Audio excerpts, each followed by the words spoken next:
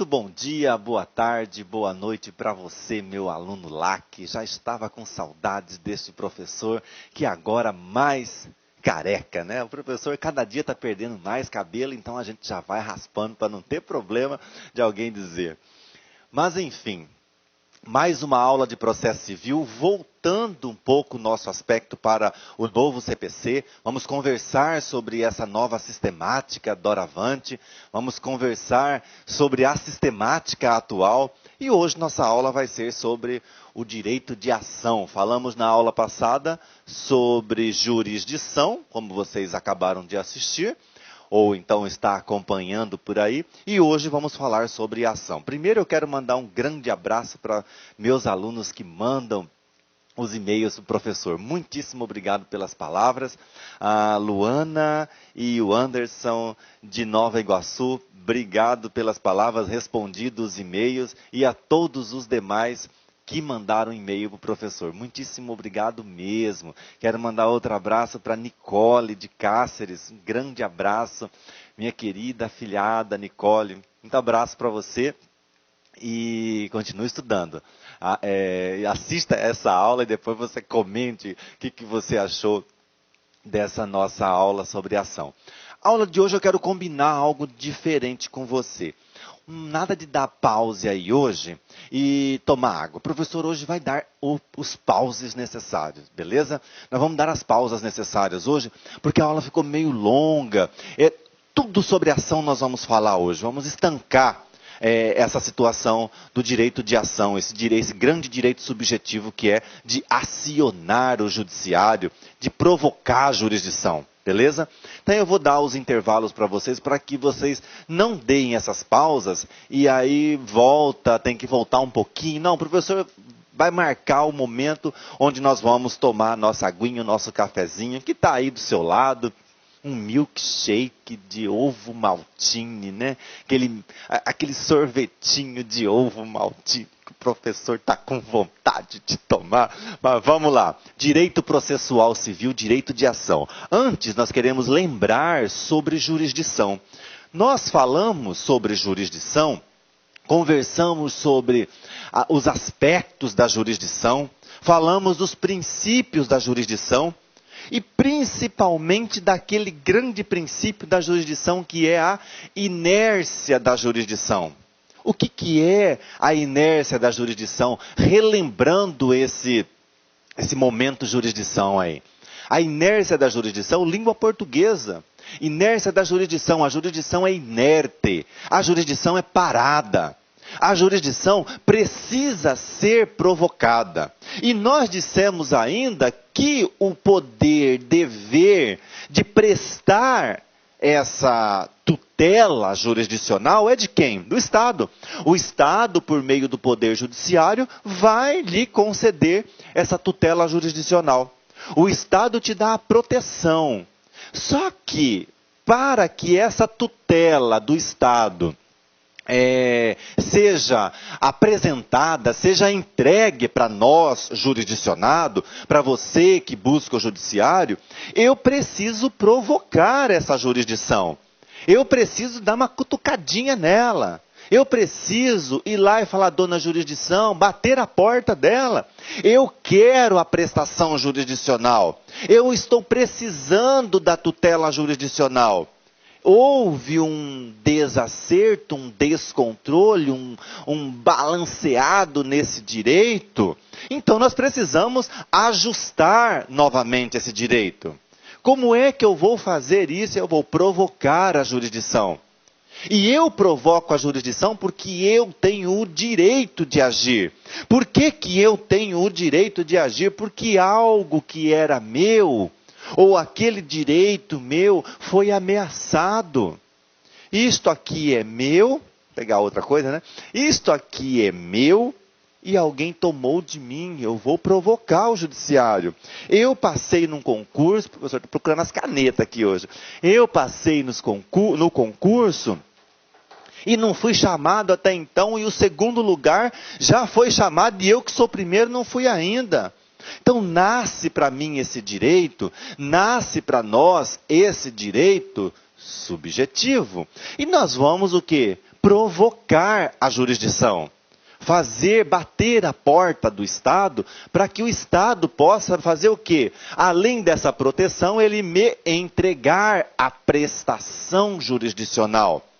E eu vou fazer essa provocação ao Estado. Por quê? Por conta de que a jurisdição é inerte. Nós conversamos sobre isso na aula passada, a inércia da jurisdição. Então, se eu vou provocar a jurisdição, e nós dissemos que a jurisdição é inerte, esse direito de agir meu, como está aqui na nossa tela, o direito de agir é o quê? É um direito público subjetivo. É um direito público por quê, professor? Se é entre privado, eu, pessoa física, direito privado. Não, é direito público. É direito público porque eu estou provocando quem? O Estado. É o Estado que tem que me dar uma resposta. Não é o João que me provocou, que ameaçou o meu direito. Não é o Manuel que lesionou o meu direito, que invadiu a minha fazenda, que tirou. Não é o banco que foi lá e fez uma busca e apreensão no veículo. É o Estado que vai lhe entregar a prestação jurisdicional e determinar que o Manuel saia da sua propriedade, que vai determinar que o banco devolva o seu veículo, que vai determinar que aquela loja retire o seu nome dos órgãos de proteção ao crédito. Então é o Estado, por isso que nós dissemos que o direito é público. E é subjetivo por quê? É subjetivo porque é faculdade. Eu faço porque eu quero. Eu faço se quiser. Olha que legal, né? Por que o processo civil eu não aprendi antes, professor? Porque você estava esperando o professor Wellington para aprender. Direito público subjetivo. É um direito público por conta de que o Estado está envolvido, porque eu vou provocar o Estado para me dar uma resposta. Eu vou fazer uma pergunta para o Estado, ele vai ter que me dar uma resposta. E eu vou fazer uma pergunta se eu quiser. Beleza? Estou lá apto a pegar o voo para fazer um concurso. O voo atrasou. Mas não atrasou 1 hora e meia. Ele atrasou um dia, perdi o concurso. Nasceu para mim um direito subjetivo para provocar o Estado. A tutela, o meu direito foi lesionado, porque eu teria grandes possibilidades de passar nesse concurso. Digamos que seja a última fase desse concurso. E eu perdi por conta do quê? Por conta do atraso daquela aeronave. Eu vou provocar o Estado se eu quiser. O Estado está ali olhando, me dando a proteção. Mas ele não vai fazer nada, porque a jurisdição é inerte. Ele vai ficar esperando que você bata a porta do Estado. Você procure a jurisdição para que ela possa se movimentar. Para que ela possa entregar a resposta para você. E aí nós falamos o quê? Mediante o quê que eu vou provocar? A essa provocação que nós dissemos que é o direito de agir. A ação. Então eu vou provocar o Estado por meio da ação. Por que ação? Porque é uma ação que eu vou fazer. O ato de acionar o judiciário é o quê? É a provocação craseado à jurisdição. Eu vou provocar a jurisdição que vai ser exercida por meio de que essa ação? A ação que eu vou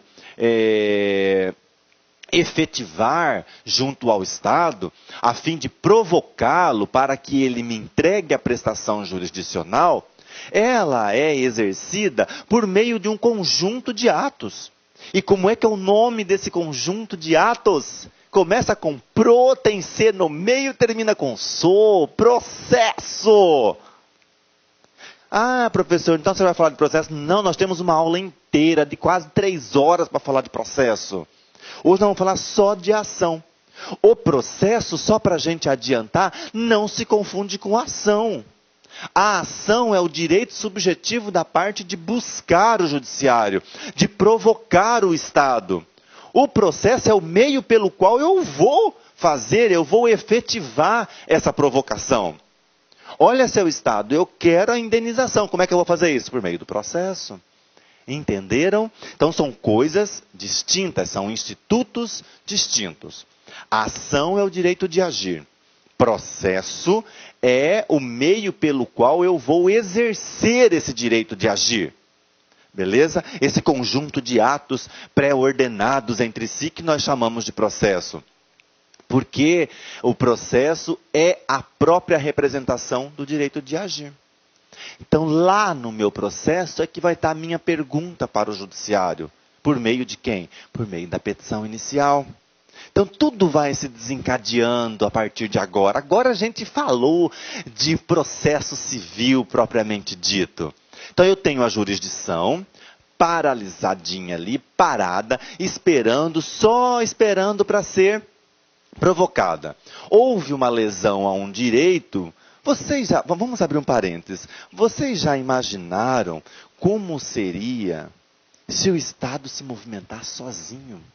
Olha que, eu não digo nem balbúrdia, mas vocês já imaginaram a quantidade de processos que teriam nas prateleiras? Se é não. Porque vocês sabem a quantidade que tem o próprio juizado especial. Vamos abrir a cabeça.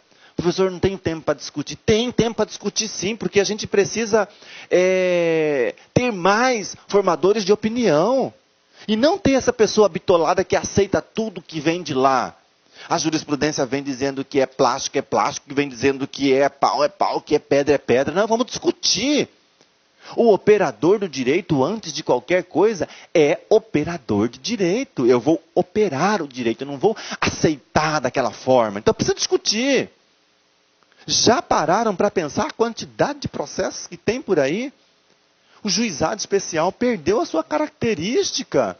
Você interpõe uma reclamação hoje no juizado, enquanto que a lei diz que a audiência tem que ser marcada em 30 dias, tem a audiência sendo marcada para 1 ano no juizado especial de conciliação. Por conta de quê? Por conta desse direito de agir. As pessoas... O professor, o senhor não está aqui para fazer isso, né? Mas o professor não tem trava na língua, né? As pessoas perderam a noção. Não todas, não você, nosso aluno. Mas as pessoas já perderam um pouco da noção. Eu levo um esbarrãozinho, vou te processar. Eu vou lá, estou passeando, o avião atrasou 20 minutos, eu quero processar. Não pode. O meu nome está... Empresas enfiaram meu nome lá na Serasa. Mas a 16ª, porque eu não gosto daquele gerente, agora eu vou processar a 16ª. Não tenho mais essa possibilidade de ficar processando quem é o 16º que inseriu meu nome na Serasa, se meu nome já estava lá, não estava nem sujo, já estava mais do que sujo. Então, nós estamos um tanto quanto abusando desse direito de agir. Professor, mas o senhor está querendo reter esse direito? Não, eu quero que ele seja exercido, mesmo porque é um direito subjetivo. Mas desde que seja exercido, que com bom senso, porque aqui a gente não fala de teoria geral do direito, introdução ao estudo do direito, mas direito, acima de tudo, é bom senso. E nós precisamos utilizar desse bom senso. Principalmente quando nós estamos diante do direito de agir. Porque eu vou provocar o judiciário, eu vou provocar o Estado para ele me dar uma resposta. A máquina judiciária vai se movimentar. Um pedido de justiça gratuita que eu faço em apartado é um processo. Um incidente de deslocamento de competência, um incidente de falsidade, então não posso fazer, tem que fazer, mas com bom senso, para que as prateleiras do judiciário não fiquem abarroadas como estão hoje, todas cheias de processo. Você olha, é processo, e às vezes os processos que já estão ali décadas sem solução. Ah, mas o judiciário é lento, né, professor? Não vamos também. O judiciário, vamos envolver um todo. Está lá na Constituição que o advogado é parte, é administração, compõe essa ordem chamada judiciário. Aí ele pega processo com carga que era para 20 dias, para 5 dias, ele fica 20. Quem que é o lento? Então nós temos que começar a raciocinar sobre esse direito de agir. Nós temos que raciocinar sobre o direito de ação. É o direito que eu tenho subjetivo. Faço se quiser. Não sou obrigado a fazer. Então, professor, se eu levar um esbarrão, não precisa ajuizar uma indenização? Depende do esbarrão, né? Depende da situação. Use do seu bom senso. Não é porque você abriu uma portinha que escreveu lá advocacia, que todo mundo que aparecer lá nós vamos ajuizar uma ação. Não, calma. O novo CPC está aqui para isso. E tem um artigo no novo CPC que é uma delícia, que eu gosto dele, que ele diz assim, agora o professor não vai achar, né? Eu não vou conseguir encontrá-lo nesse momento, porque esse aqui vira de 2 e eu não estava preparado para falar sobre isso. Que o juiz, a todo instante, deverá provocar... Aqui, achei. Parágrafo 2º do artigo 3º, vamos ler junto, do novo CPC. Da Lei 13.105, até o número começa com 13. 13 é meu número da sorte. Olha o caput do artigo 3º. Não se excluirá da apreciação jurisdicional ameaça ou lesão do direito. Beleza. O Estado, uma vez provocado, ele não pode dizer, peraí, não vou fazer isso para você. Ele vai fazer. Aí o parágrafo 2º vem assim, o Estado promoverá, sempre que possível, a solução consensual dos conflitos. A solução consensual dos conflitos. Eu já falava isso aqui há 3 anos, quando eu comecei a dar aula aqui. E há 7 anos, quando eu comecei a dar aula numa instituição particular, presencial. Que a solução de conflitos, o método consensual de solução de conflito, é o assunto do futuro. E o futuro chegou com o novo CPC. Porque nós vamos ter os métodos consensuais a todo instante. O juiz agora a todo instante deverá provocar, incitar a parte a resolver, a solucionar o conflito mesmo. Porque o Estado, quando provocado, vamos raciocinar, gente. O Estado, quando provocado, eu ouso dizer que não é a solução do conflito. Ele resolve o problema. Resolver não quer dizer que ele resolve, não. Ele entrega a prestação jurisdicional. Isso não quer dizer que resolveu o conflito. Ele determina que o marido saia de casa. Ele manda até tirar. Mas ele não bota um guarda lá na porta para o marido não voltar. O violento não voltar. Ele manda o invasor sair da sua casa, da sua fazenda. Mas ele não bota um guarda lá na frente para o invasor não invadir novamente. Não é verdade? Então assim, ele manda o banco devolver o veículo no mesmo estado em que pegou. Será que volta? No mesmo estado que estava? Então assim, o Estado agora vai ser mais do que um mero entregador de prestação jurisdicional. Ele não vai ser mais aquele entregador de pizza que bate na sua porta, entrega a pizza, pega o dinheiro e vai embora. Não vai ser mais isso. O Estado, o poder judiciário, ganhou um poder muito maior para solucionar o conflito. A todo instante agora nós vamos tentar, por métodos alternativos, se for o caso, para solucionar esses conflitos. Que está aqui. Hoje está batendo a nossa porta os núcleos de mediação, os centros de mediação. Por quê? Porque já estava com visão de futuro. O Estado quer tirar de si. Não, pelo contrário, o Estado quer trazer para si essa responsabilidade. Tanto que o novo CPC trouxe. Quando se faz, há 10, 12, 15 anos atrás, aquele magistrado que fazia muita audiência, muita conciliação, era discriminado. Eu trabalhei e trabalho ainda no judiciário, trabalhei em épocas em que eu via isso, porque o fulano não gosta de trabalhar, só faz audiência de conciliação. Olha o resultado hoje, está aqui no código.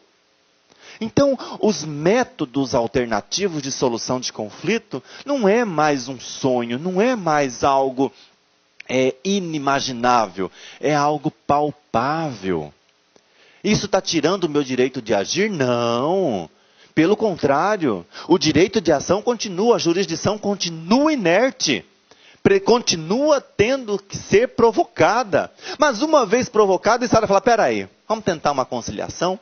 Vamos tentar uma mediação? Vamos tentar solucionar esse conflito? O processo já existe? Já, sem problema. E se o processo não existe também, vamos tentar, por que não? Endoprocessual, antes do processo começar. Mas nós estamos falando aqui já do processo em si, o processo que já teve seu início. Então, recapitulando, depois desse momento de desabafo, né? O direito de agir é um direito subjetivo. É o direito subjetivo de agir. É um direito público subjetivo. É público porque o Estado vai me entregar a prestação jurisdicional. E é subjetivo porque eu faço se eu quiser. Beleza? E como que nasceu esse conceito de ação? Agora vamos ter que mergulhar. Hoje a aula é uma delícia, né? A aula hoje é teórica. É teoria pura. E é gostoso, o direito é assim, tem que ser assim. Eu tenho que entender de onde... porque a petição inicial, porque tem contestação. Mas de onde que saiu essa ação? Como é que se construiu esse conceito de ação? Se tornando um direito de agir, um direito público subjetivo. De buscar o judiciário. E o judiciário me entregar a prestação jurisdicional, independentemente se procedente ou improcedente o meu pedido. Quando eu provoco, atualmente falando, quando eu provoco, não quer dizer que eu tenha efetivamente aquele direito de ser ressarcido. De repente eu não consigo provar, não é verdade? Então como que foi construído esse conceito? Como que partiu esse conceito? A primeira teoria que nós temos é de Savigny. Eu aprendi na faculdade que se falava Savigny. Quando eu comecei a fazer cursinho, Savigny. Então vamos fazer o seguinte, joga no Google aí, porque eu não falo alemão, e esse aqui é alemão. Se tiver algum aluno alemão, manda e-mail pro professor e manda assim, professor, o senhor pronunciou errado, pronuncia-se de tal forma, beleza? Por enquanto, escreva. Faz assim, vai lá, é esse carinha aqui, né? Esse carinha aí, eu queria ser a metade não, 10% desse carinha. Ele criou a teoria imanentista ou a teoria civilista. Como não vamos falar sobre isso, né? Existe uma guerrinha entre os processualistas e os civilistas, né? Porque o civilista diz que o direito processual não sobrevive sem o direito material. E o civilista diz que o direito material não sobrevive sem o direito processual. Uma guerrinha besta. O Savigny, o carinha que eu queria ser 10% dele, pretensão minha, né? 1% tá bom já. Ele defendia o quê? Que o direito de agir, que o direito de acionar o judiciário, ele era imanente, por isso imanentista. Ele era imanente a quem? Ao direito material. E quem é o direito material? Essa caneta ela briga comigo, porque não é possível. Quando eu vou destampar, eu fico tudo pintado. Imanentista porque ela é imanente, ela é dependente. De quem? Do direito material. Onde é que está meu direito material? Está lá no Código Civil, lá no direito civil. É lá que diz, que relata, que relaciona todos os meus direitos. Então, o Savigny vinha e dizia, olha, eu só posso agir, eu só posso buscar, eu só posso provocar se eu tiver o direito material. Professor? Não ia discutir. Aí vamos pensar na realidade, a atualidade, né? Como é que isso funcionava? Não tinha processo, não é verdade? Não tinha processo. Porque só existia o direito de agir se eu tivesse efetivamente o direito. Para que processo? Eu só buscava a jurisdição, eu só provocava o Estado se eu efetivamente tinha direito. Eu queria o quê? Uma sentença de procedência. Por isso que vem até hoje o povo falando procedência da ação. Na atualidade não é procedência da ação. Lá em 1900 bolinha era procedência da ação. Porque a própria ação minha que era procedente. Por quê? Porque ela era imanente ao direito material. Porque ela dependia do direito material. Eu não tinha como provocar o Estado se eu não tivesse o direito material.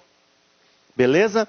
E aí veio uma segunda teoria, Opa, paga aí, professor. Paga aí, professor. O professor esqueceu de apagar. A teoria de Windscheid e Mutter.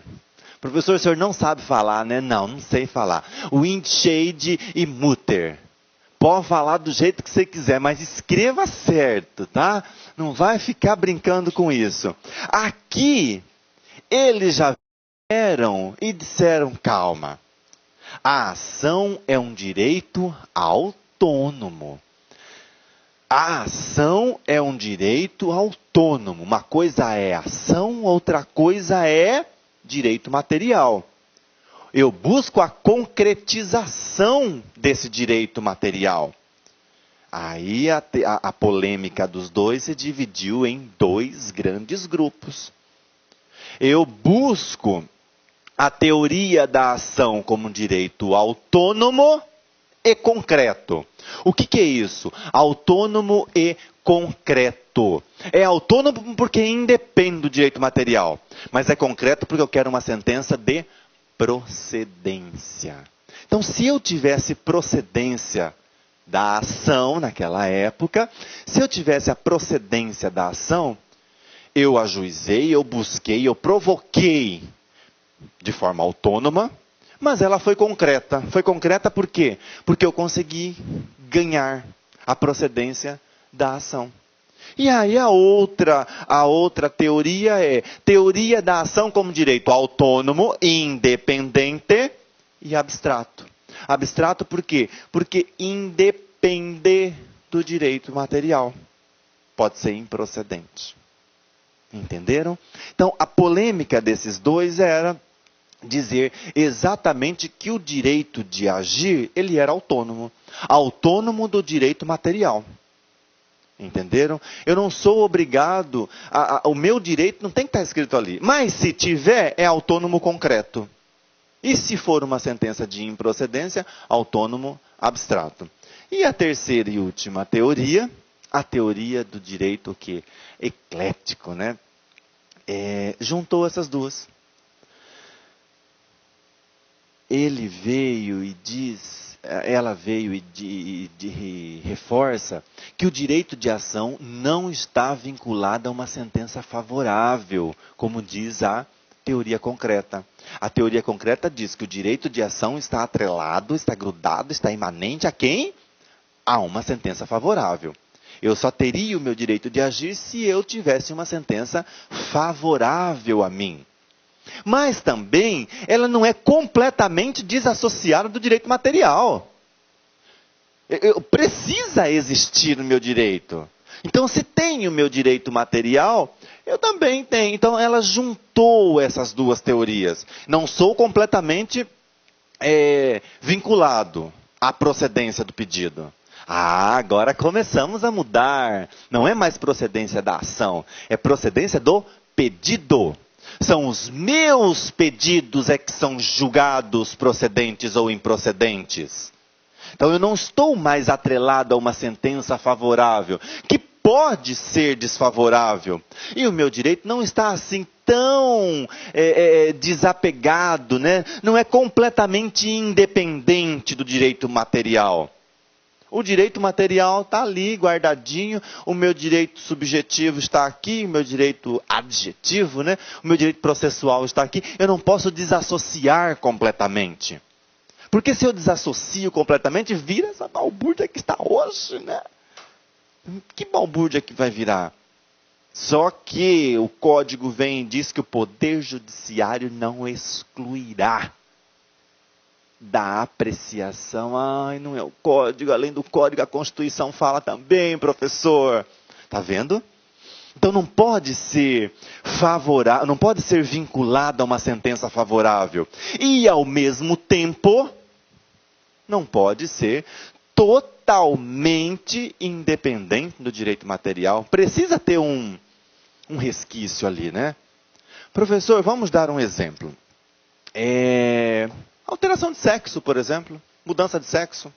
Não está ali escrito que eu posso, qualquer lá, pá, cortou, colocou, tirou, botou.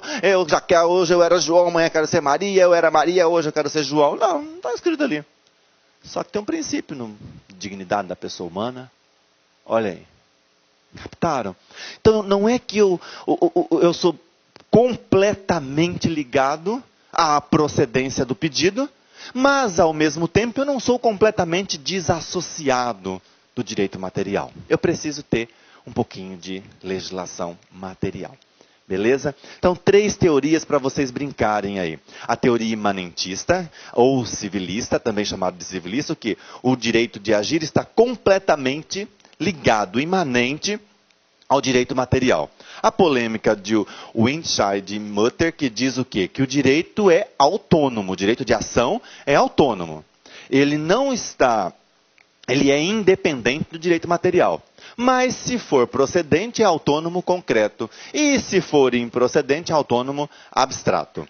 E aí vem a teoria eclética e junta tudo isso. Ele não é tão independente, mas também não está atrelado a uma sentença favorável. Beleza? A partir desse momento, nós fechamos o conceito de ação. Vou voltar, senão você começa a copiar. Copia, não, depois você copia. Nós fechamos o direito de ação. O que é, então, esse direito de agir, professor? É o direito subjetivo, é a faculdade que eu, jurisdicionado, tenho. De quê? De buscar o judiciário a fim de ver uma resposta. Eu quero obter uma resposta do Poder Judiciário. Eu quero obter uma resposta do Estado, que não necessariamente seja favorável a mim. Mas eu tenho um direito a ser perseguido. Eu tenho um direito a ser provocado. Eu tenho um direito que me dá de ser atendido. Atendido não quer dizer procedente pelo Estado. Então eu tenho um direito subjetivo, faço se eu quiser, público porque é contra o Estado, que eu vou obter uma resposta desse Estado. E esse direito está representado onde? Na petição inicial, no processo, que é objeto de próximas aulas. Beleza? Então aí nós fechamos o conceito de ação com essas 3 teorias. Como eu disse que é dar aqueles intervalinhos para vocês, vai ali tomar uma água rapidinho e nós voltamos em 30 segundos para os comerciais. Até daqui a pouquinho. Estamos de volta, tomou seu cafezinho, tomou seu suco detox. Suco detox é bom, né? É bom. Couve, uma frutinha, um limãozinho, um gengibre, uma leguminosa, né? Uma cenourinha, bate tudo no liquidificador, 2 copinhos e manda. O professor dando receita agora de suco detox. Eu tomando todo dia suco detox. Eu prefiro chamar de suco verde que suco detox. Né? Entra numa acarajé e depois não, suco detox. Né? Entra numa tapioca de leite condensado com coco natural e depois toma suco detox. Entra naquela pamonha aí de Goiás, né? Que vocês estão me devendo essa pamonha. Eu não quero nem conversa mais com esse povo aí de Goiás, porque eles não mandam a pamonha, professor. Tem que mandar. Manda embaladinho, bonitinho. Manda e-mail, professor. O professor manda um endereço bonitinho. Chega lá em casa, aquela pamonhinha quente. Só botar no micro-ondas e mandar bala, né? Porque o acarajé eu tive que ir lá comer, né? Vamos lá. Falamos das teorias da ação e agora vamos... Essa ação, esse direito subjetivo, tem elementos. Não é assim, eu quero agir, eu quero... Não. Precisa ter ordem nessa bagunça, não é verdade? Eu preciso ter uma organização nesse direito meu de agir. Não é qualquer um que tem. Então a minha ação, esse direito que eu tenho de provocar, esse direito subjetivo público que eu tenho de provocar, tem alguns elementos. Quais são esses elementos? Partes, causa de pedir e pedido. Olha que legal, professor. São só 3 elementos. O que eu gostaria, o que eu quero, né? Porque gostaria de ficar muito lá no... O que eu quero que vocês entendam e compreendam é que os elementos, a ação, ela não tem só elementos. Tem condições, tem pressupostos, tem elementos, é verdade? Então não podemos confundir uma coisa com outra. Não podemos confundir um instituto com outro instituto. Os elementos são partes, causa de pedir e pedido. Não precisa nem explicar o que é isso, né? O que são partes, professor? É quem participa da relação. É quem está ali. É o sujeito ativo, o sujeito passivo. É o integrante daquele processo. Opa, processo, professor? É. O direito de ação, o direito de provocar, ele não está representado por quem? Pelo processo. Então, dentro desse processo, eu preciso ter autor, preciso ter réu. Posso ter algumas pessoas me ajudando, nós vamos falar sobre isso, sobre os assistentes, sobre o terceiro interessado, sobre litisconsórcio. Tudo isso é parte no processo. Tício que moveu a ação contra Mévio, eu fico até com dó desses dois. Parte no processo. Eu tenho partes principais, autor e réu. E tenho partes auxiliares, que são os litisconsortes, os assistentes, beleza? Que nós vamos mais para frente desmembrar. Hoje eu preciso saber que um dos elementos da ação são as partes. E quem são as partes? Quem participa da relação jurídico-processual. Beleza? Quem está ali no movimento do processo. Né? Deu um funk agora, né? Quem está ali no movimento do processo. Beleza? Então, partes são essas pessoas. Elas estão intimamente ligadas nesse processo. Elas estão participando dessa relação jurídico-processual. Elas estão no polo ativo e elas estão no polo passivo da demanda. Elas são chamadas de sujeitos do processo. Cadê o sujeito? Onde é que está o sujeito? Fugiu, né? Sujeito ativo e sujeito passivo da relação processual. Beleza? Aí o segundo elemento, causa de pedir. Presta atenção comigo. Presta atenção, professor, que você nunca mais vai esquecer causa de pedir. Tá? Causa de pedir está ligada ao que? Aos fatos e fundamentos jurídicos. Não é à toa que nós vamos falar aqui ainda que a petição inicial, que é a representante do meu direito de agir, a petição inicial ela tem a historinha, os fatos. E aí ela tem os fundamentos jurídicos. O que são fundamentos jurídicos? É trazer aqueles casos, aqueles fatos ao direito. Fundamento jurídico não quer dizer assim, de acordo com o artigo tal. Professor, não gosta disso, isso não é fundamento jurídico, filho de Deus. Isso é fundamento legal. Agora eu posso bagunçar minha cabeça, né? Eu tenho um amigo que vive fazendo assim comigo. Eu falo, agora faz, amigo, não tem problema, né? Fundamento jurídico é argumentação. Fundamento jurídico está aqui. Claro que ligado aqui ao direito material. Posso bater mais duro assim não na minha cabeça, não dói esse negócio. Fundamento jurídico é trazer o fato ao caso concreto. Fundamento legal é falar assim, de acordo com o artigo tal. Beleza? Então, causa de pedir está ligado. São o quê? Os fatos e os fundamentos. Isso é causa de pedir. A causa que originou o meu pedido. Causa de pedir. E aí vem alguém e fala, não entendi a causa de pedir, professor. Coisa mais simples. O que originou o meu pedido? Por isso que eu tenho fatos e fundamentos jurídicos. O fundamento jurídico não é o fundamento legal. Fundamento jurídico é dizer, por que eu tenho direito? Beleza? Aí nós temos essa divisão. Aí precisamos falar sobre caneta de novo. O professor tem que aprender a abrir sorrindo, né? É top term, né? Causa de pedir remota e causa de pedir próxima. Elas são divididas. O que é a causa de pedir remota? Ela relaciona-se com os fatos. É a historinha. O que aconteceu. Beleza? Por exemplo, o inadimplemento do contrato. Isso é o quê? Eu estou contando lá que eu firmei um contrato com o Manuel. O Manuel não pode, que o Manuel trabalha conosco, né? Não pode dizer que o Manuel não pagou, né? Eu fiz um contrato e com o Luiz também não pode, porque o Luiz é o chefe, né? Quem que pode? Cadê o nome? Fugiram todos os nomes do professor agora. Vamos lá. Tício, tadinho do Tício. Firmei um contrato com o Tício. O Tício não pagou. Eu começo a contar na petição inicial. que em 16 de março de 2013 firmou-se um contrato entre fulano e Beltrano, parará, para pagamento em 24 parcelas. No entanto, a 22ª parcela que venceu agora no dia, hoje é que dia? 29, que dia que venceu aí?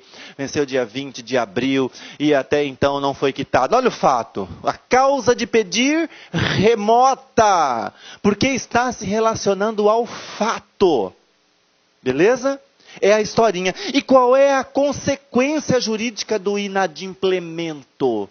Se ele não pagou, o que pode acontecer? Nós acabarmos com esse contrato. Beleza?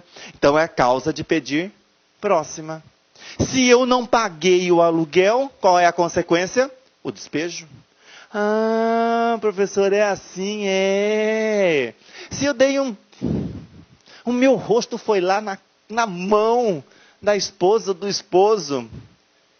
Essa é a historinha. É a causa de pedir remota. Qual é a consequência? A quebra do vínculo. Ah, professor, super legal. Aham. Furou o sinal vermelho. É a historinha. A indenização que vai ser gerada. Ou seja, o direito à indenização é a causa de pedir. O abarroamento que gerou a indenização, porque o meu carro que foi atropelado, né? Olha aí. Muito fácil. Causa de pedir está relacionada aos fatos e fundamentos jurídicos. Causa de pedir remota.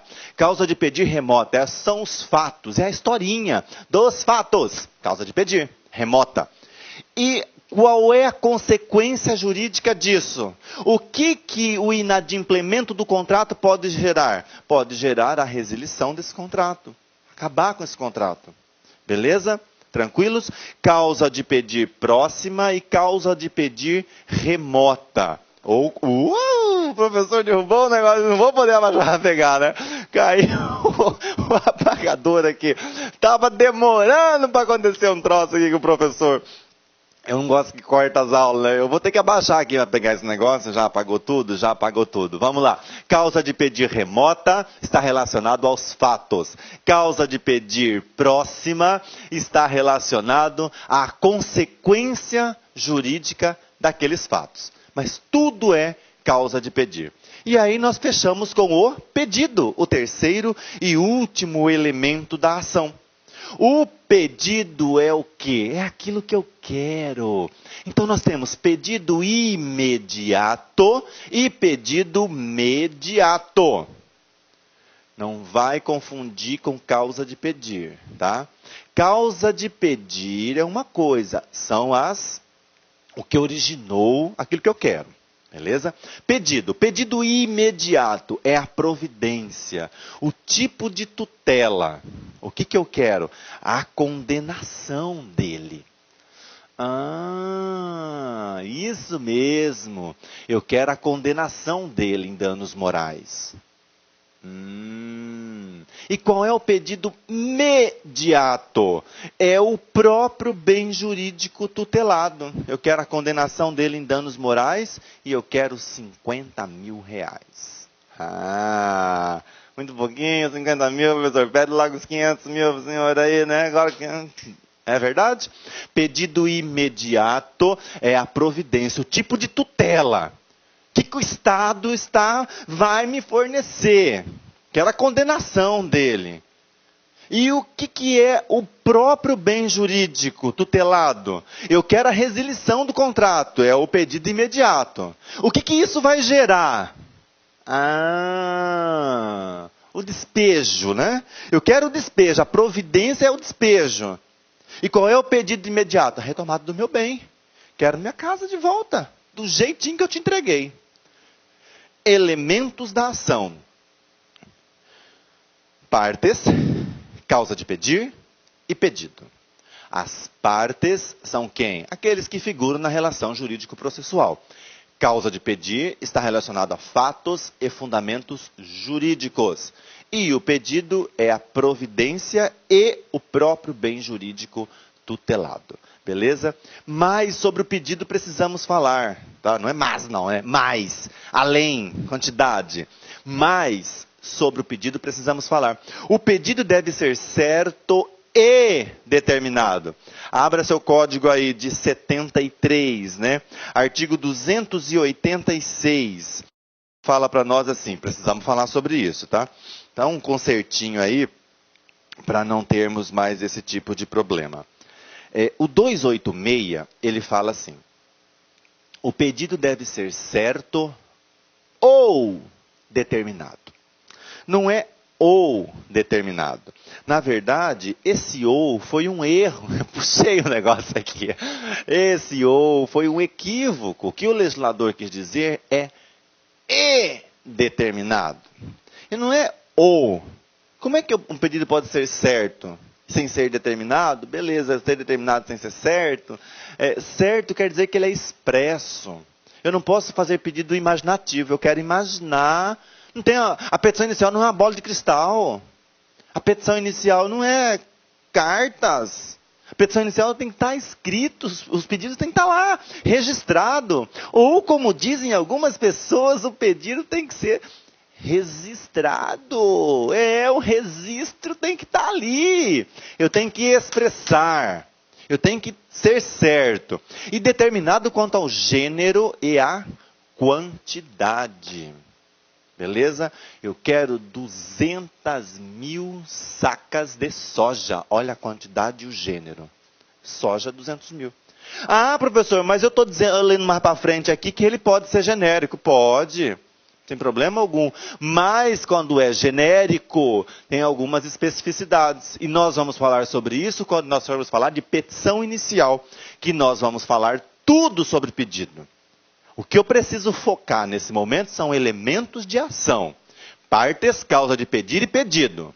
Tudo sobre o pedido nós vamos falar um pouco mais para frente, senão a aula fica extensa, fica comprida demais, tá? Pode ser genérico? Pode ser genérico. O artigo mudou, professor? Mudou. O artigo 324, eu vou ter que abaixar para pegar o apagador.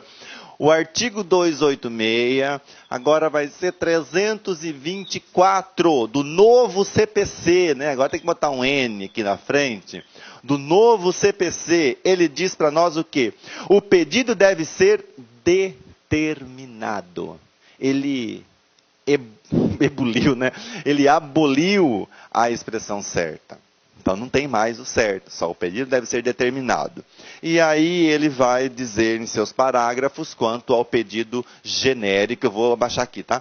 O pedido genérico para... não tem como abaixar, que se eu abaixar eu vou sumir daqui. O pedido genérico ele vai continuar, ele está no código novamente. Nós vamos falar sobre isso no momento oportuno, no momento certo, nós vamos falar sobre isso. Beleza? O pedido, então, deve ser certo e determinado. Pedido certo porque é expresso, determinado pelo gênero e pela quantidade. Posso ter pedido genérico? Posso, sem problema algum. Quando que nós vamos falar sobre isso? Por ocasião da petição inicial. Beleza? E aí, para finalizar esses elementos de ação, a ausência de qualquer um deles, ou de quaisquer, se tiver faltando partes, se tiver faltando causa de pedir, olha que coisa, professor, exatamente. Se você esquecer de contar a historinha, ou contar a historinha mal contada, eu não originou a minha causa de pedir remota, nem a causa de pedir próxima, esqueci de contar. O juiz vai determinar a sua intimação. Ele vai determinar a intimação por meio do advogado e vai falar para você emendar sua petição inicial. E se você não emendar sua petição inicial em 10 dias, vai ser julgado extinto o seu processo. Exatamente. O processo vai ser julgado extinto, você vai ter que começar tudo de novo, por conta de quê? Por conta de ter esquecido um dos elementos da ação.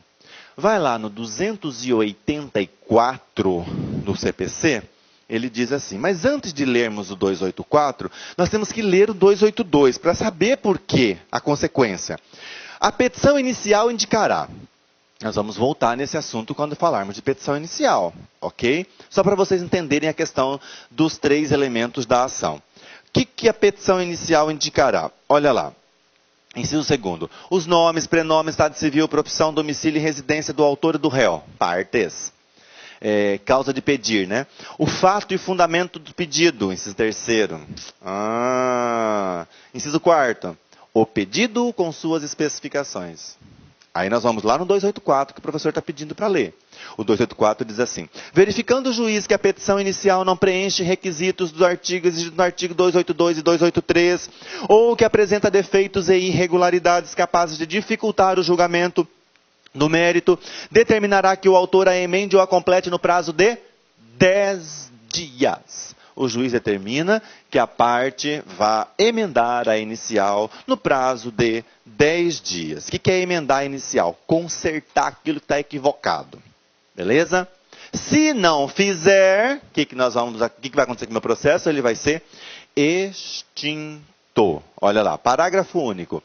Se o autor não cumprir a diligência, o juiz indeferirá a petição inicial. E indeferimento da petição inicial causa a extinção do pedido. Beleza? Vamos lá. Mudou, professor? Mudou. Agora nós vamos pelo novo CPC 321. Vou voltar aqui. O 321 ampliou esse prazo. O dono do processo agora não tem só 10 dias. Agora não, a partir do ano que vem, né? No novo CPC. Não tem mais só 10 dias, ele tem 15 dias. Olha lá, o 321 do novo CPC. O juiz, ao verificar que a petição inicial não preenche os requisitos dos artigos, os artigos 282 e 283 mudaram, então vai ser 319 e 320. Ou que apresenta defeitos e irregularidades capazes de dificultar o julgamento do mérito, determinará que o autor, no prazo de 15 dias, a emende ou a complete, indicando com precisão o que deve ser corrigido ou completado. Por que eles aumentaram esse, indicando com precisão o que deve ser corrigido ou complementado? Porque quando o juiz mandava emendar, a parte vem lá e apresenta outra petição inicial. E o juiz tem que ler ela inteirinha novamente para saber onde que está. Então, o que acontece agora no próximo código? Ele vai ter que falar, olha, o erro apontado na folha tal, ou então o elemento que estava faltando, agora tá, e vai falar sobre isso. Ele tem que apontar qual é o elemento que estava faltando, beleza? Novo CPC, então, alterou a questão do prazo. O prazo agora não é mais de 10 dias, agora não, né? O prazo não mais será de 10 dias e será de 15 dias o prazo para emendar a petição inicial.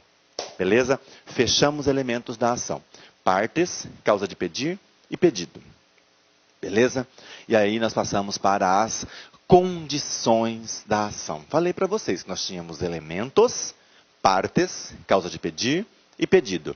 E temos algumas condições da ação.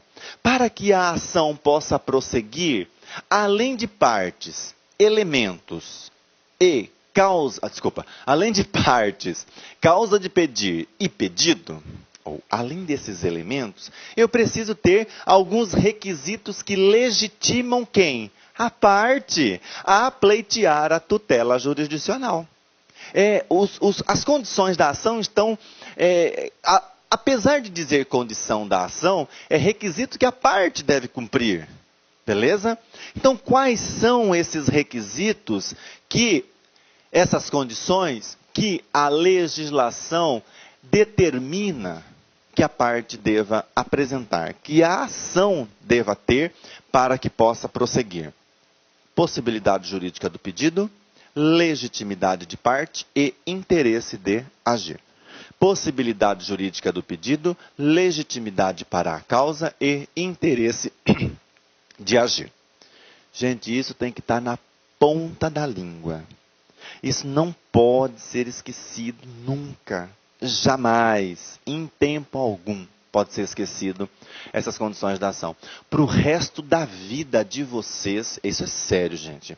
Para o resto da vida de vocês, vocês vão ouvir falar em condições da ação. Tá?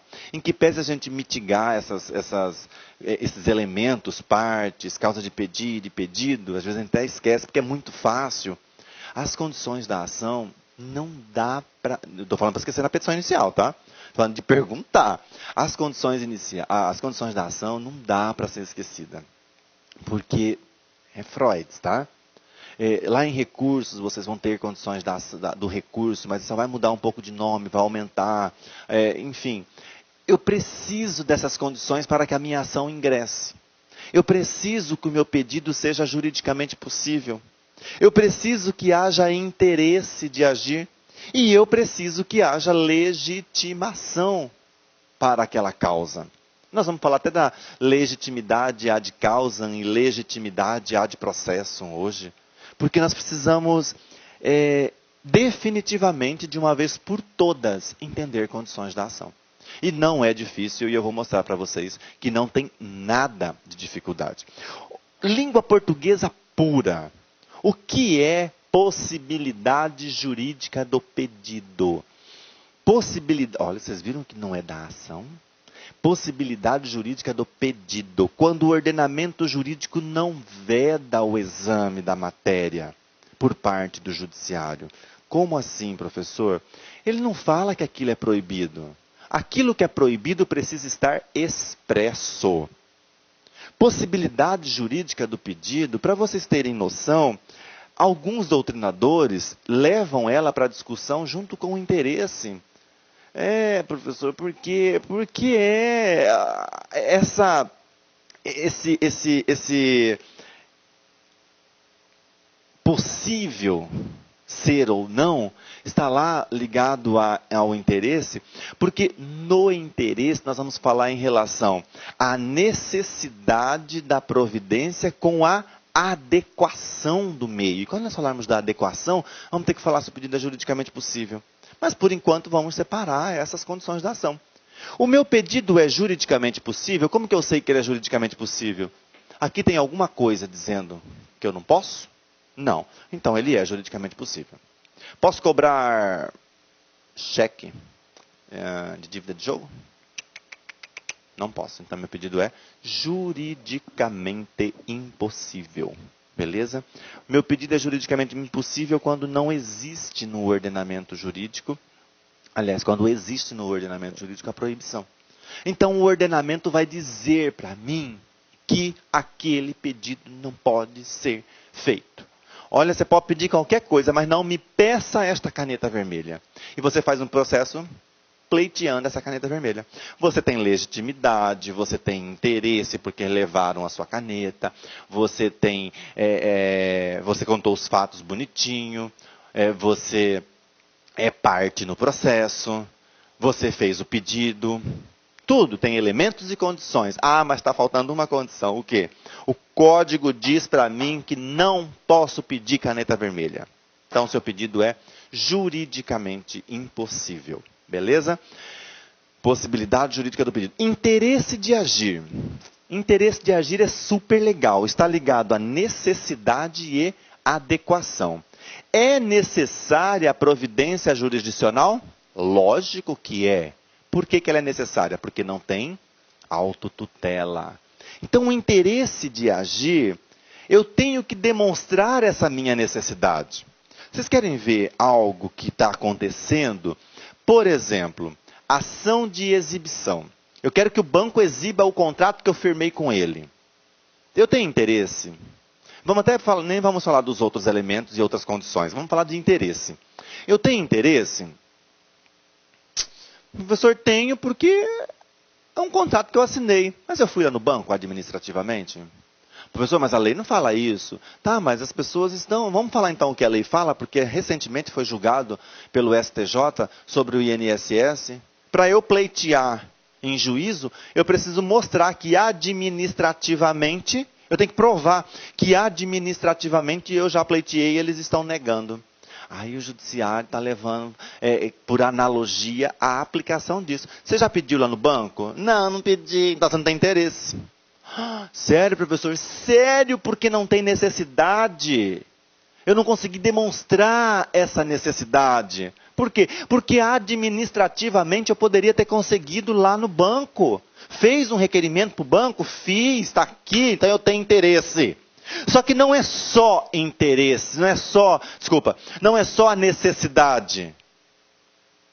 Porque nesse caso eu posso fazer, entre aspas, autotutela. Eu vou lá e requeiro no banco. O banco fala não para mim. Aí nasceu para mim o direito subjetivo. Ah, nasceu o direito subjetivo não quer dizer que eu tenha todos os elementos da ação, porque o direito subjetivo é representado por meio da ação.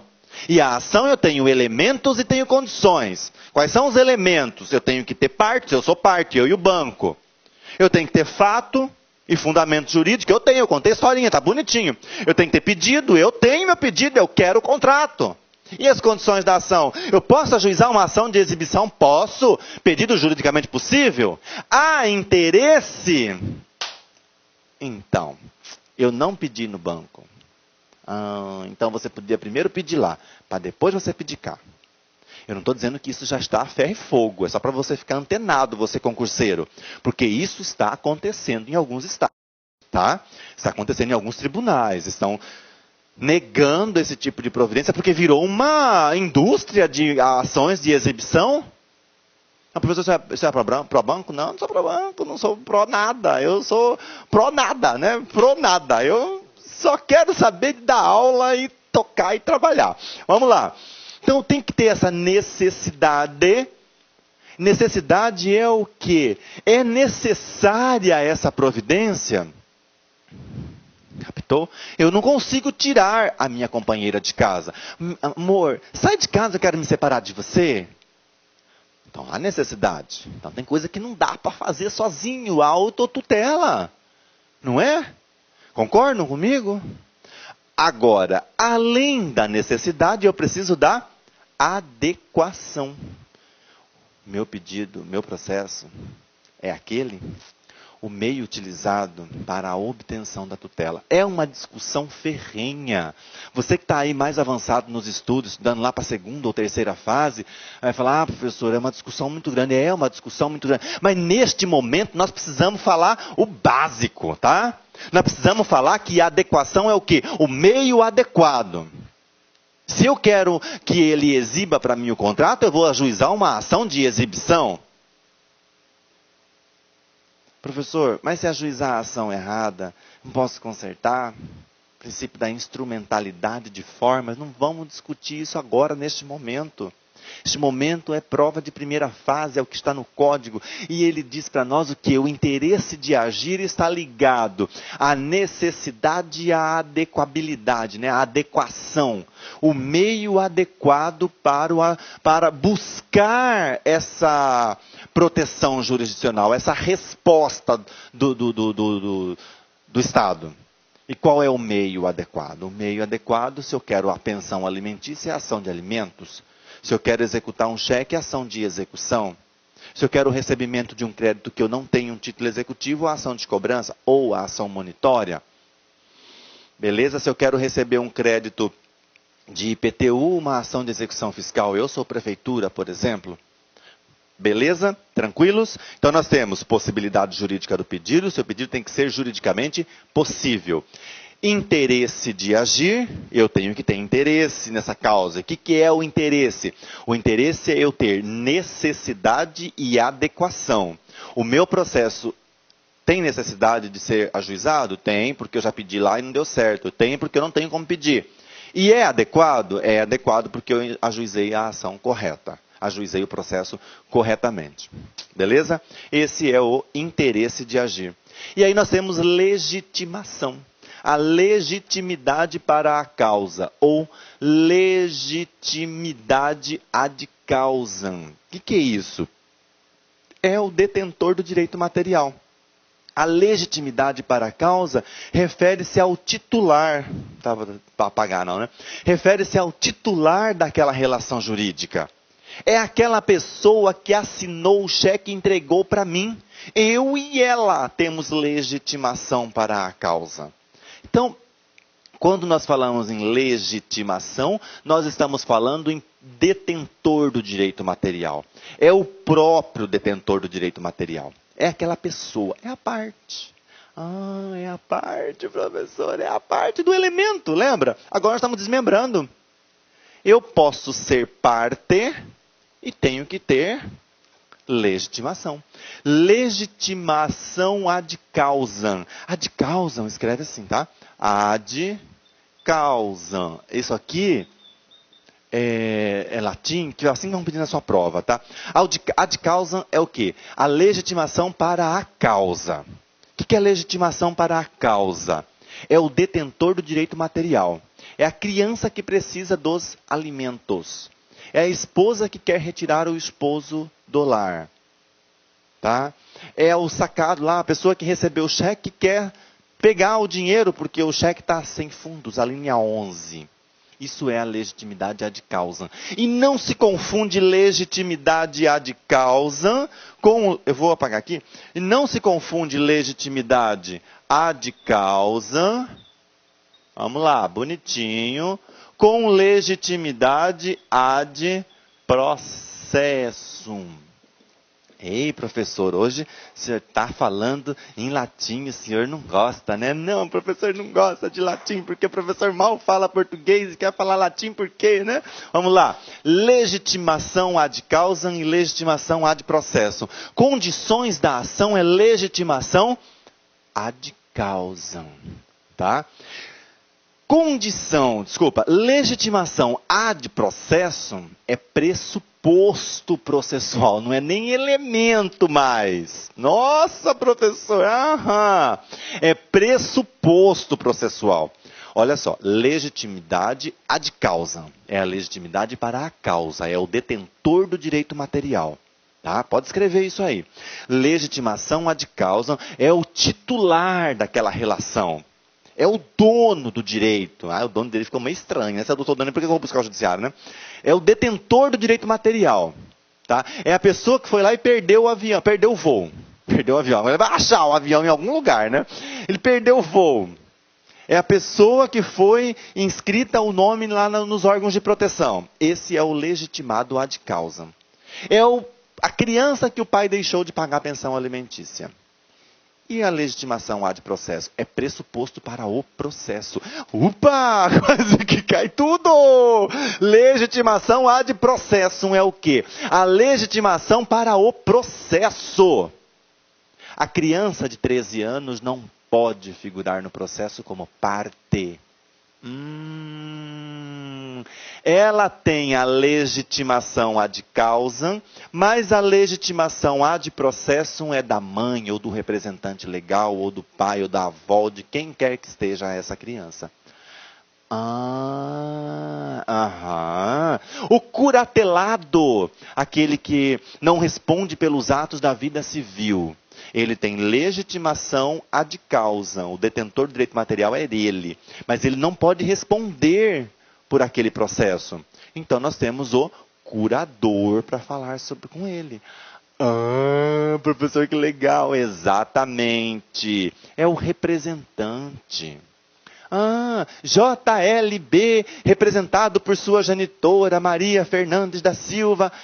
O JLB é o legitimado ad causam, porque é ele o detentor do direito material, e a Maria Fernanda é o quê? Legitimada ad processum.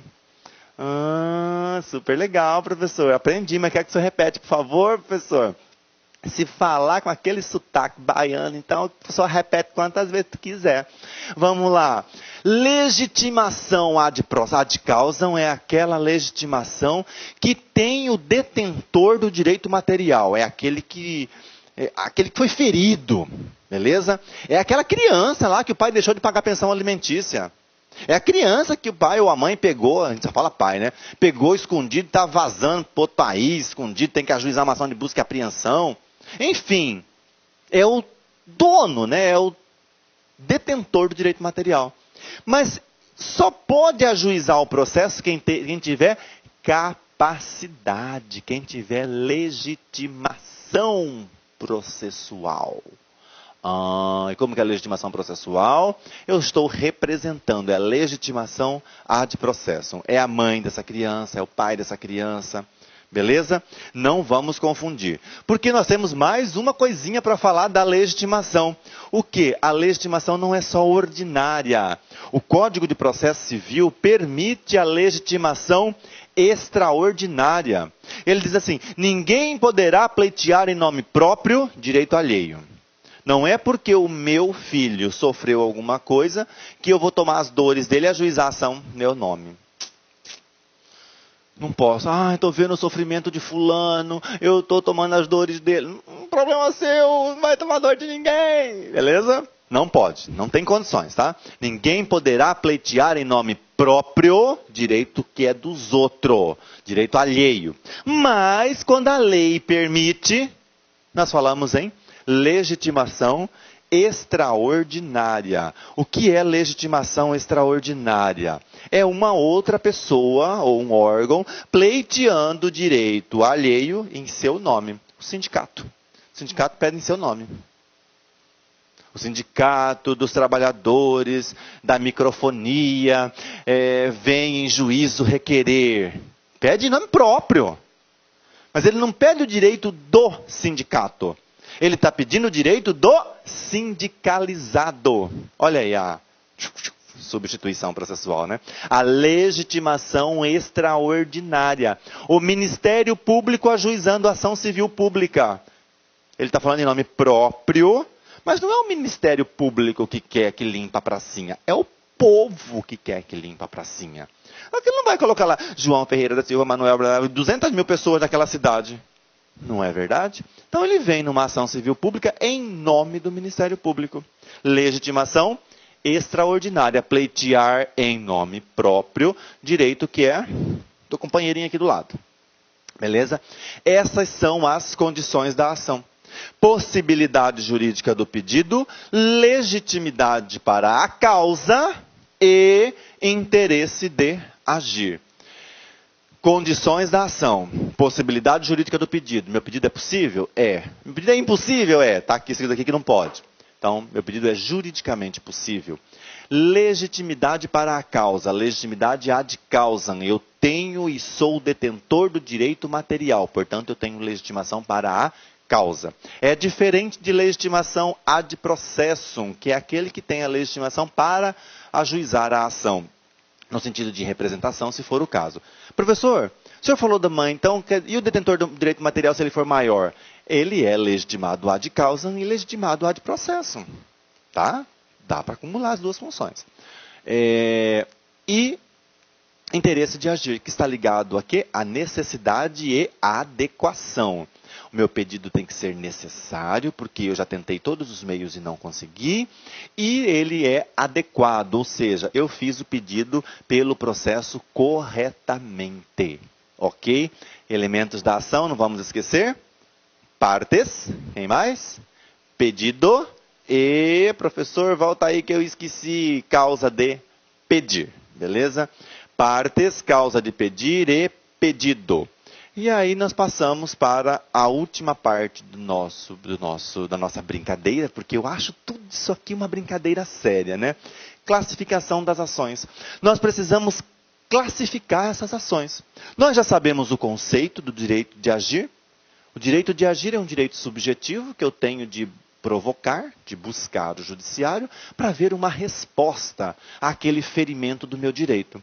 Essa resposta pode ser positiva ou a teoria eclética, tá? Lembram das teorias? Nós falamos da evolução desse direito, tá? Falamos da teoria civilista, que o direito de agir está imanente ao direito, o direito processual está imanente ao direito civil. Falamos daquela teoria que tem a polêmica daquelas duas pessoas que o professor não vai lembrar o nome, que o direito de agir ele é concreto, autônomo, ele independe do direito civil, mas é concreto quando eu tenho uma procedência do pedido e ele é abstrato quando eu tenho a improcedência do pedido. E falamos ainda dos elementos da ação: causa de pedir, pedido e partes. Falamos ainda em condições da ação. Essa minha ação precisa de algumas condições: possibilidade jurídica do pedido, legitimidade de parte e interesse de agir. Agora nós precisamos classificar essas ações. Porque as ações, elas são e devem ser classificadas. Nós temos algumas espécies. Quanto à natureza, qual é a natureza dessa ação? É uma ação de cognição. O que é ação de cognição? Ou ação de conhecimento? Ação de cognição ou ação de conhecimento é a mesma coisa que acertar o direito. Eu vou conhecer o meu direito. A ação de cognição é aquela ação em que o juiz vai julgar procedente ou improcedente o pedido e vai entregar o direito a quem pertence. Não vai entregar o apagador, né? Ele vai entregar o direito, ele vai dizer que você tem razão ou que você não tem razão. Então eu vou conhecer daquele pedido. Por isso que nós chamamos de ação de cognição. Eu vou passar, mas eu vou voltar, tá? Porque a ação de cognição, ela se desenvolve, ela se classifica, tem uma subdivisão. Nós temos as ações declaratórias. O que é ação declaratória? Aquela que eu quero declarar um direito. Professor, é muito fácil. É muito, muito fácil. A ação declaratória é aquela que eu quero declarar um direito. Julgo procedente o pedido e declaro fulano de tal pai de Beltrano. Nós estamos falando de quê? De ação de cognição, ação declaratória. É uma ação de cognição declaratória. Declaratória porque declarou um direito. Podemos ainda ter a ação constitutiva. Ela é de cognição, eu vou acertar o direito, mas ela é constitutiva. O que é constitutiva? Eu vou constituir um novo estado. Eu vou sair de um estado e estar em outro estado. Por exemplo, a ação de divórcio. Eu vou conhecer, é uma ação de cognição, porque eu vou entregar o direito a quem pertence, eu vou julgar procedente esse pedido e declarar alguma coisa. Eu não declaro nada. Declarar é dizer algo sobre aquilo ali. Eu vou declarar que isto aqui é azul. Eu não vou constituir isso aqui azul. Eu vou declarar que fulano de tal está divorciado. Não, eu vou decretar o divórcio. Porque a pessoa vai sair do estado de casada. Olha a alteração. Por isso que é constitutivo. E vai constituir um novo estado. Qual é o estado agora? Divorcista. O estado de divorciado. Então, por isso, nós chamamos de ação de cognição, ou ação cognitiva, ou ação de conhecimento constitutivo. Beleza? Ação condenatória é a mais legal. Julgo procedente e condeno fulano de tal ao pagamento de. Então, o verbo é condenar.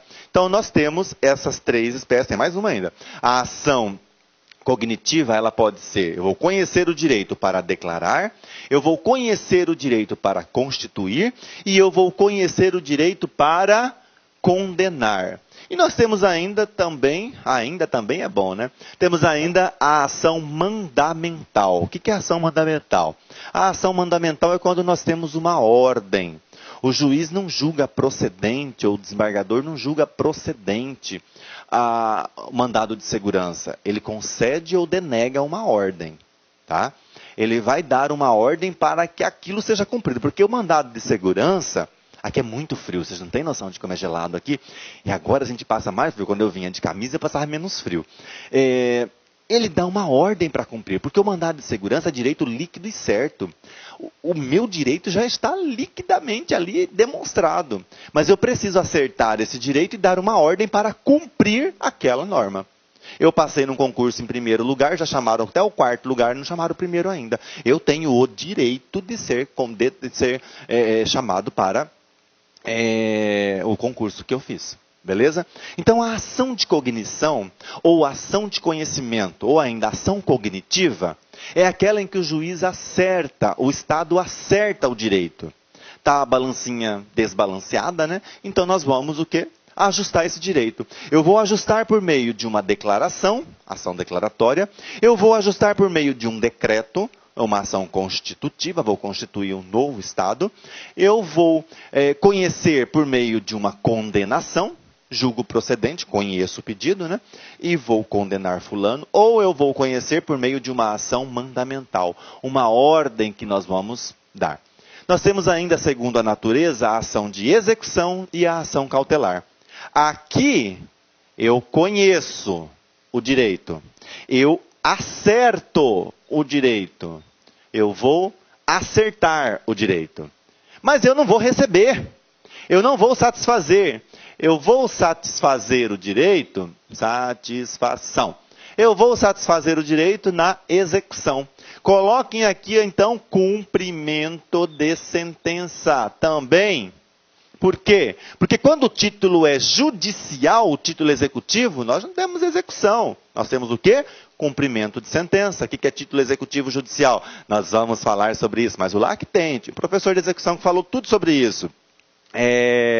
Ação de execução ou cumprimento de sentença. Execução quando eu tenho um título executivo extrajudicial, um cheque, uma nota promissória, uma debenture e por aí vai. Beleza? Um contrato é um título executivo extrajudicial. Um acordo firmado com a Defensoria Pública, né? Enfim, eu tenho um título executivo que eu preciso receber. Ou eu tenho um título executivo judicial que é uma sentença condenatória. Conheci o direito, condenei fulano de tal ao pagamento de indenização de 300 mil reais, mas eu não vou receber aqui. Para eu receber, se por acaso ele não me pagar espontaneamente, eu tenho que fazer o cumprimento de sentença. Pela forma de quê?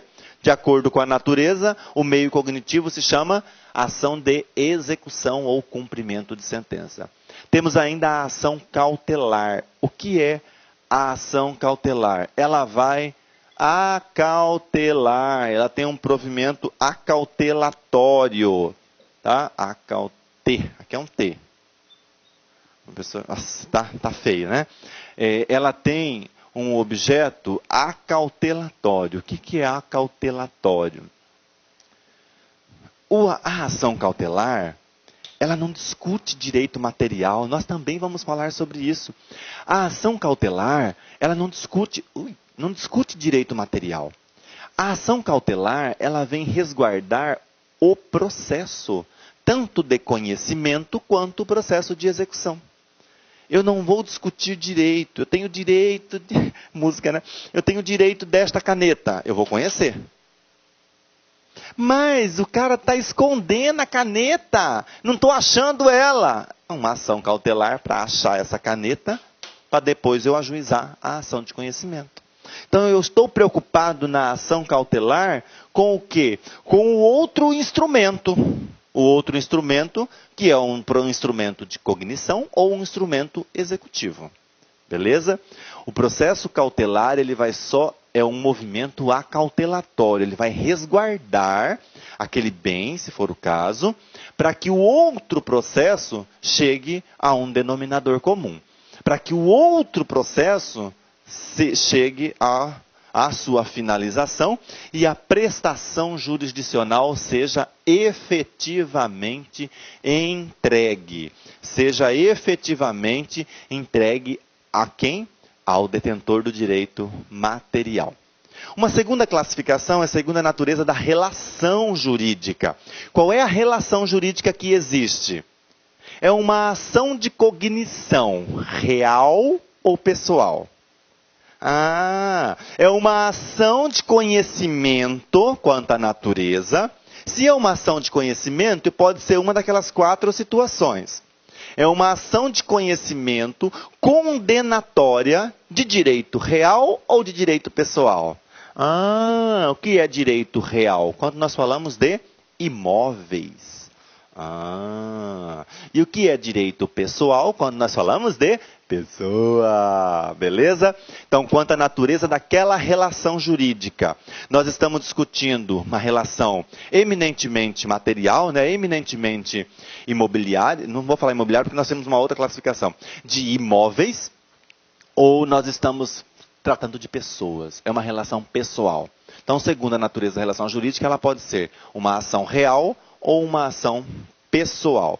Quanto ao objeto do pedido, essa minha ação pode ser imobiliária ou mobiliária. Professor, agora apertou tudo. Uma ação real não quer dizer que eu falei de imóveis, lembra? Imobiliário vem de imóvel. Mobiliária vem de móvel. Não necessariamente que uma ação real será sempre imobiliária. Não. E não necessariamente que uma ação pessoal vai ser sempre mobiliária. Eu posso discutir, por exemplo, numa ação real, nós estamos tratando sobre Vamos falar da pessoal primeiro. Estamos tratando sobre uma ação possessória. Ação possessória de direito real. Uma posse de bens. Beleza? Mas não necessariamente que seja de uma casa. Pode ser de um veículo. Ela é mobiliária. Então eu posso ter uma ação real de direito mobiliário? Posso. Assim como posso ter uma ação pessoal de direito imobiliário. Professor, muito bacana, muitíssimo bacana. Então nós temos 3 classificações. Ela pode ser quanto à natureza, ela pode ser quanto à natureza dessa relação jurídica, que ela é ação real ou pessoal, e quanto ao objeto do pedido. Qual é o objeto? O objeto é um veículo, portanto é uma ação mobiliária. O objeto é uma casa, portanto é uma ação imobiliária. Beleza? Temos todo o nosso assunto sobre ações. Eu sei que é longo, sei que é cansativo, sei que é difícil, mas não é impossível.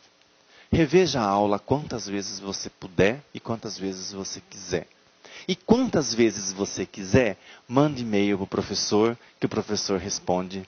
Demora nada, demora um pouquinho só, professor carequinha, mas o professor responde para você.